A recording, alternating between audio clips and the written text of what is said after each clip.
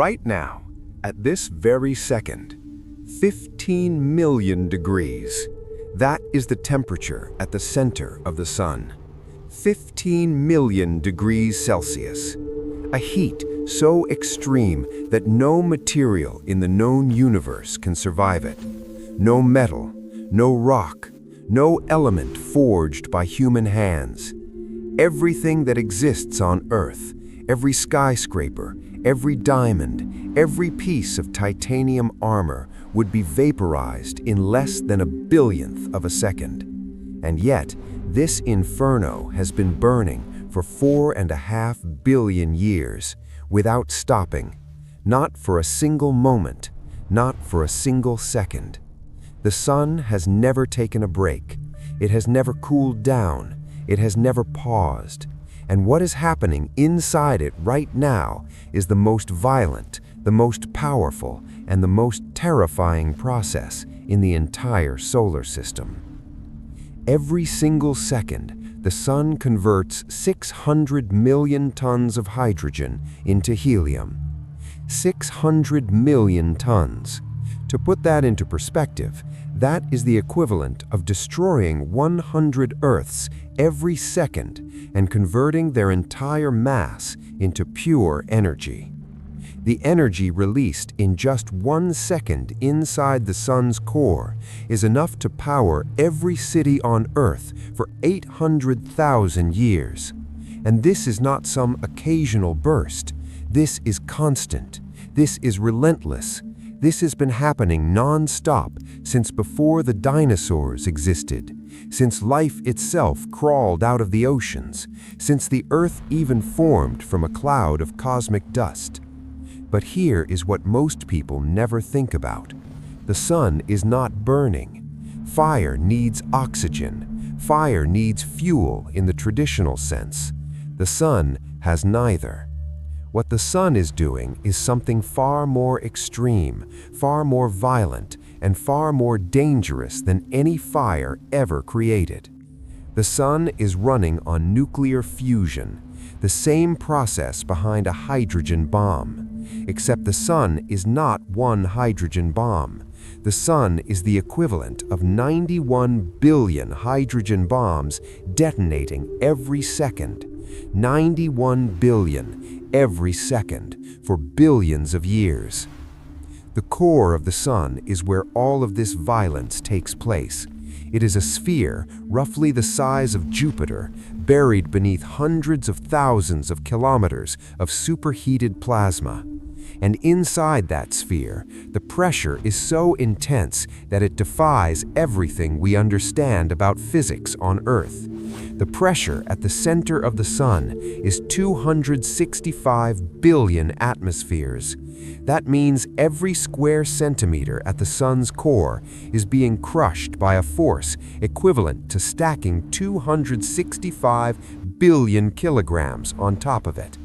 Under that kind of pressure, atoms do not behave normally. They are stripped of their electrons. They are smashed together with such force that their nuclei fuse. Hydrogen becomes helium. Mass becomes energy, and that energy is what lights up the entire solar system. Without this process, you would not exist. Without the core of the sun doing exactly what it is doing right now, the Earth would be a frozen, lifeless rock drifting through empty space.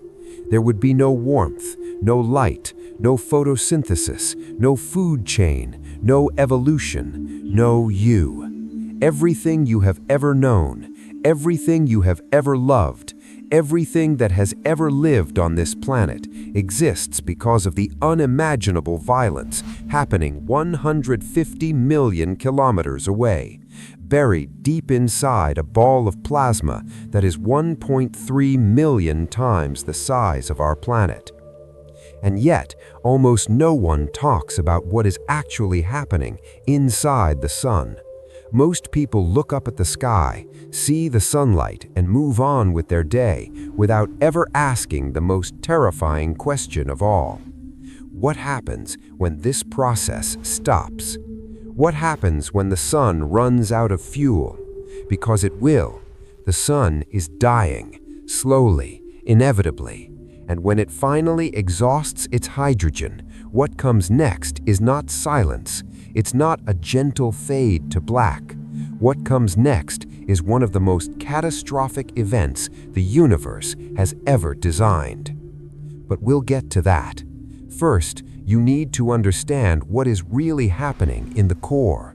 Because the sun's interior is not just hot, it's not just violent, it's a place where the fundamental laws of physics are pushed to their absolute limits, where a single photon of light, born in the core, takes 170,000 years just to reach the surface. 170,000 years.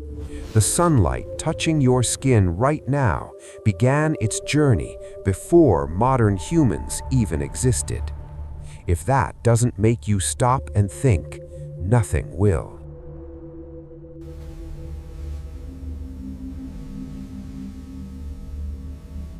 To understand the core of the sun, you need to forget everything you think you know about heat and pressure.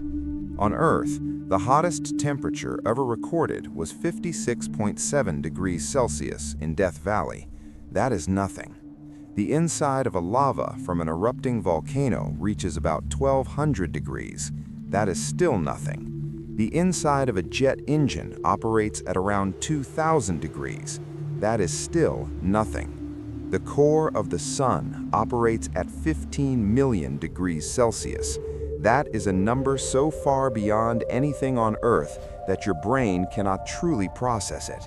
There is no frame of reference. There is no comparison that does it justice. It is a temperature that exists only in the hearts of stars and in the microsecond flash of a thermonuclear detonation. At 15 million degrees, matter does not exist the way you understand it. There are no solids, there are no liquids, there are no gases.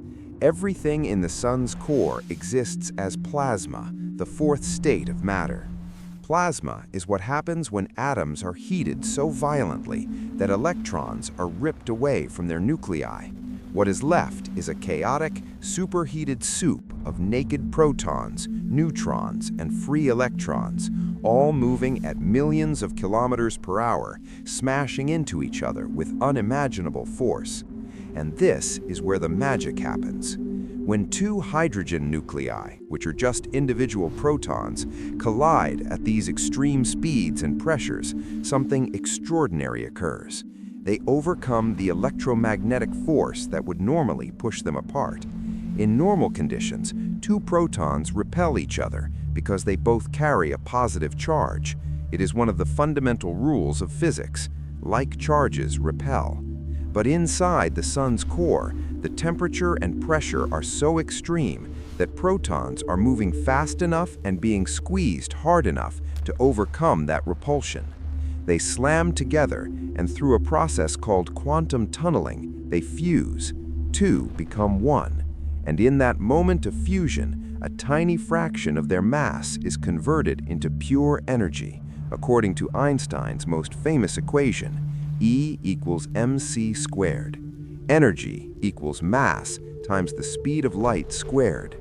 The speed of light is 300 million meters per second. Square that number, multiply it by even a tiny amount of mass. The result is an almost incomprehensible amount of energy. This is the proton-proton chain reaction, and it is the engine that powers the sun. It happens in stages.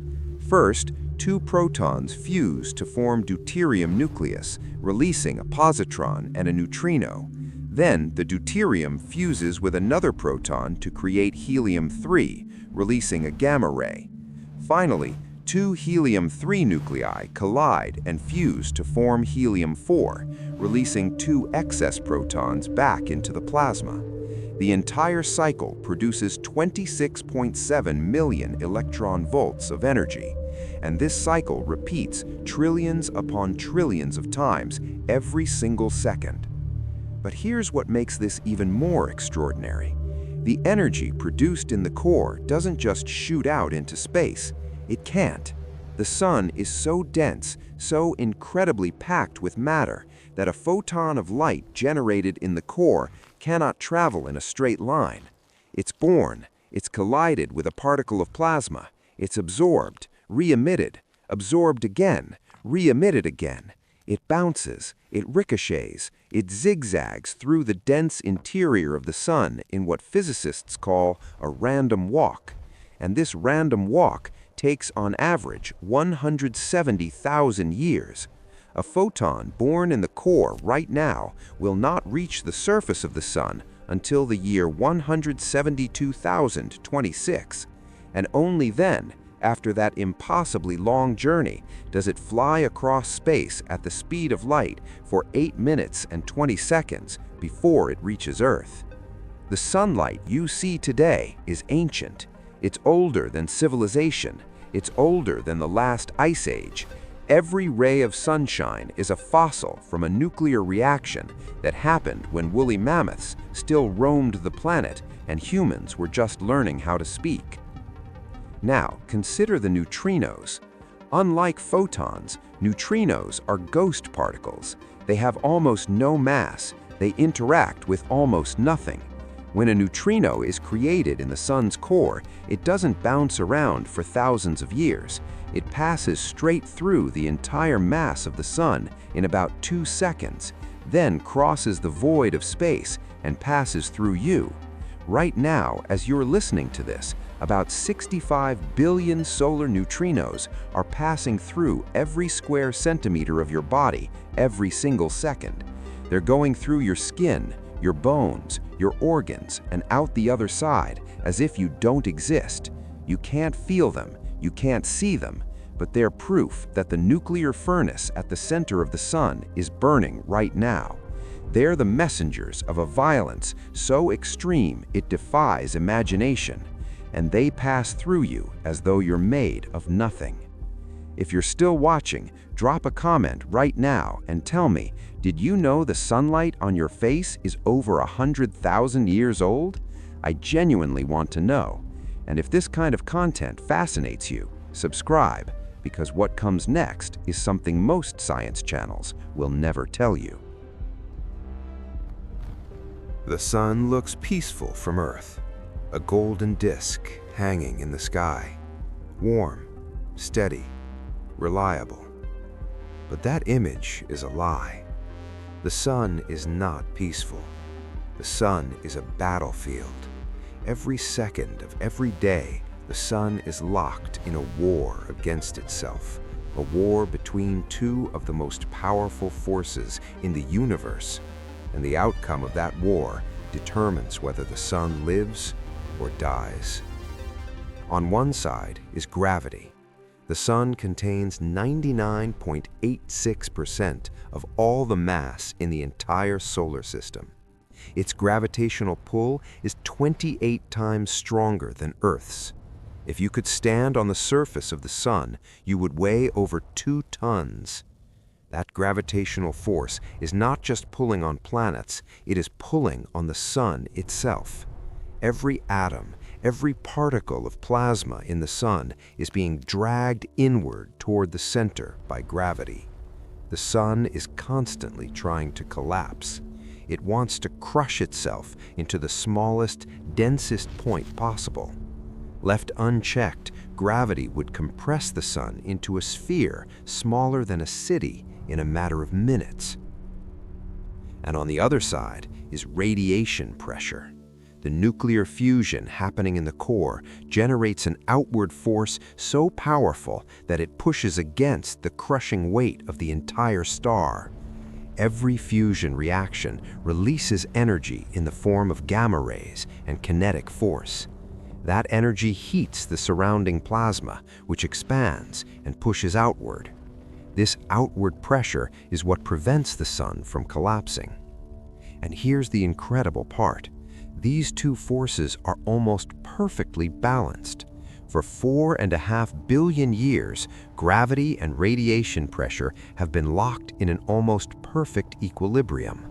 The sun is neither collapsing nor exploding. It is suspended in a state of dynamic tension, like a bomb that is perpetually detonating but never quite going off. This balance is called hydrostatic equilibrium, and it is one of the most elegant and terrifying phenomena in all of physics. Because if that balance ever shifts, even slightly, the consequences are catastrophic. And the balance will shift. It has to, because the sun is consuming its fuel. Every second, 4 million tons of the sun's mass are converted into energy and radiated away into space. 4 million tons, gone every second. The sun is literally getting lighter. Over its entire lifetime, the sun has already lost roughly the mass of Jupiter just from nuclear fusion. And as the hydrogen in the core is slowly consumed and converted into helium, the dynamics of the core begin to change. Helium is heavier than hydrogen. It sinks to the center, it accumulates. And helium doesn't fuse at 15 million degrees. It just sits there, inert, like ash in a fireplace. As more and more helium builds up in the core, the zone where hydrogen fusion can occur shrinks. The core contracts slightly under gravity because there is slightly less outward pressure. And when the core contracts, it heats up even further. This causes the remaining hydrogen to fuse faster, which actually makes the sun brighter and hotter over time.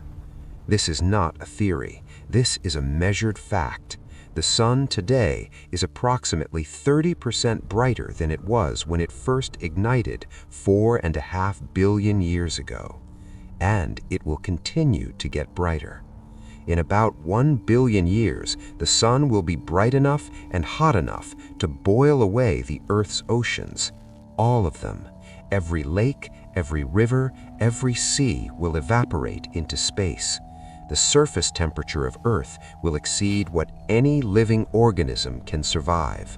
Life as we know it will end, not from an asteroid, not from a supervolcano, but from the slow, inevitable brightening of the star that gave us life in the first place. And that's not even the dramatic part. The dramatic part comes later, about 5 billion years from now, when the sun finally exhausts the last of the hydrogen in its core. When that happens, fusion stops. And when fusion stops, radiation pressure vanishes. There's nothing left to fight gravity. The core collapses violently, compressing until the temperature reaches 100 million degrees. And at 100 million degrees, something new happens. The helium ash that has been sitting inert for billions of years suddenly ignites. Helium begins to fuse into carbon. This event is called the helium flash, and it releases energy equivalent to the entire luminosity of our galaxy, concentrated into a single star for a few seconds. The sun will survive the helium flash, but it will never be the same. It will swell into a red giant, expanding outward until it swallows Mercury, then Venus, then Earth. The planet you're sitting on right now will be consumed by the star that created it, absorbed back into the furnace, returned to plasma. Every monument, every fossil, every trace that humanity ever existed on this world will be vaporized inside the dying body of our own sun. This is the future. It is written in the physics of nuclear fusion. It is as certain as gravity itself. The sun gave us everything, and one day it will take it all back. Everything you have just heard is real. Every number, every temperature, every timeline. This is not science fiction. This is not speculation. This is what the sun is doing right now, what it has been doing for 4.5 billion years, and what it will continue doing until the last atom of hydrogen in its core is fused into helium. The sun's core is a place beyond human experience. It is a place where temperatures reach 15 million degrees, where pressures exceed 265 billion atmospheres, where 600 million tons of hydrogen are fused every single second, where photons take 170,000 years to escape, where the fundamental forces of the universe wage an endless war for dominance, and where the slow, inevitable accumulation of helium ash is a countdown to the death of everything we know. We live on a small, rocky world orbiting a middle-aged star in a quiet arm of an ordinary galaxy.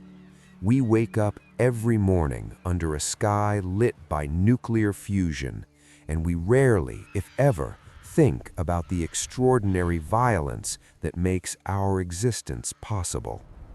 The warmth on your face when you step outside, the light that grows your food, the energy that drives our weather, our ocean currents, our entire biosphere.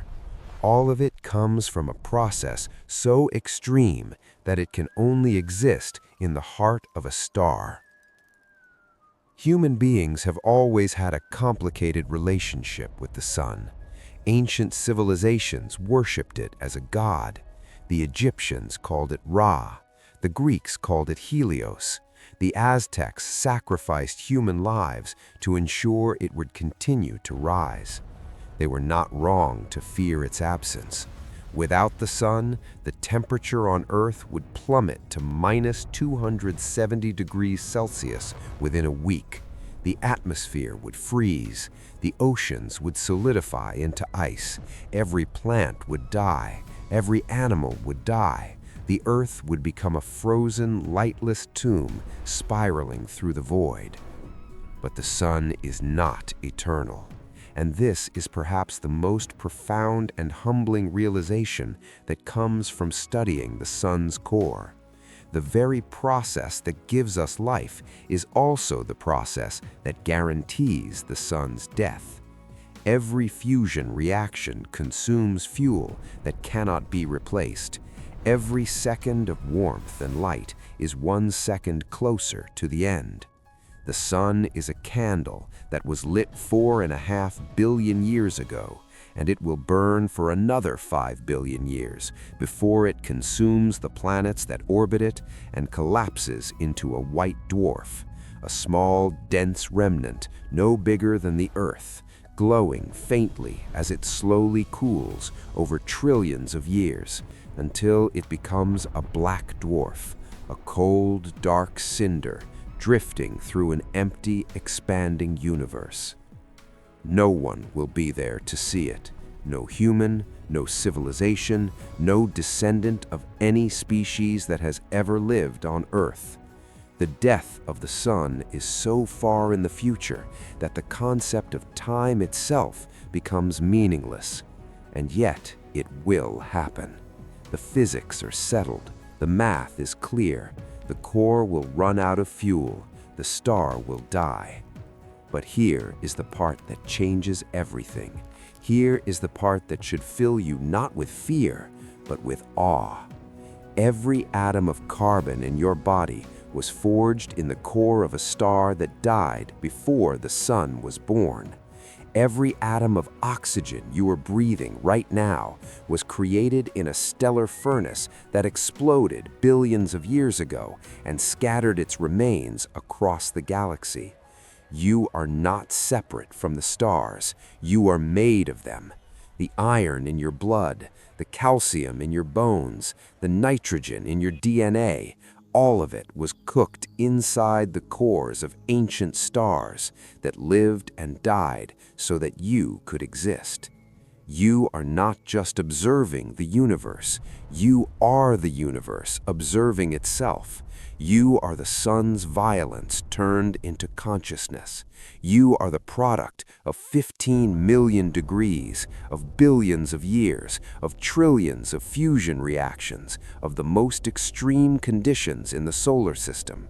And the fact that you are here right now, watching this, understanding these words, and feeling something in response to them, that is the most extraordinary thing in the entire cosmos. The sun will die, that is certain. But right now, in this moment, it is alive. And so are you. And that is not something to fear. That is something to celebrate. If this changed the way you think about the sun, even just a little bit, leave a comment. Tell me what surprised you the most. Share this with someone who needs to hear it. And if you haven't subscribed yet, now is the time, because the universe is full of stories like this, stories that are violent and beautiful and terrifying and awe-inspiring all at the same time. And I'm just getting started.